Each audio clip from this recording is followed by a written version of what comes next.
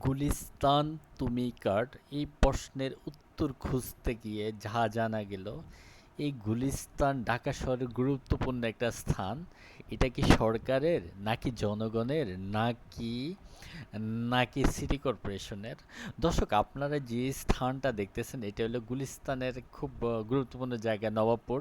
আপনারা দেখতেছেন ডান দিকে আপনার যেই সড়কটা গিয়েছে, এটা জুতার দোকান, দুই পাশে কিন্তু জুতার দোকান বসিয়ে দখল হয়ে যাচ্ছে এখানে।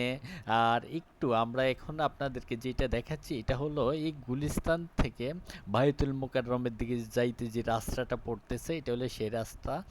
আপনারা একটু লক্ষ্য করুন, রাস্তার বাম পাশে সারি সারি দোকান বসানো, এবং ডান পাশে দোকান বসানো হয়েছে। বাম পাশে অনেকগুলা বাস স্ট্যান্ড, সিএনজি স্ট্যান্ড। একটু সামনে যখন আমরা যাচ্ছি, দেখেন না সিএনজি স্ট্যান্ড।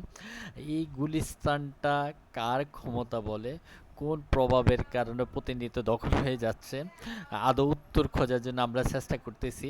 এটা ঢাকা শহরে এমন একটা গুরুত্বপূর্ণ জায়গা, যেখানে আপনার ফ্লাইওভার থেকে যখন বাস নামে, রাস্তার যখন 60% দোকানে দখল হয়ে যায়, তখন বাসগুলো চলাচলে ব্যাঘাত ঘটতেছে।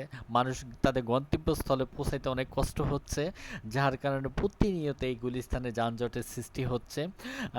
আমরা যেটা জানতে পারলাম, এক ধরনের প্রভাবশালী মহল বিভিন্ন ফুটপাতে দোকান বসিয়ে তাদের পকেট তাজা করতেছে, এবং এবং রাস্তায় ইভেন কি আরেকটু যদি সুযোগ পায়, তাহলে পুরো রাস্তাটাই আসলে তাদের দখলে চলে যাবে। মাঝে মধ্যে বছরে হয়তোবা এক দুবার সিটি কর্পোরেশনে কিছু অভিযান চলে। অভিযান চলাকালীন তখন সাময়িক সময় হয়তো 5-6 ঘন্টা একটু দোকান বাণিজ্য একটু বন্ধ থাকে।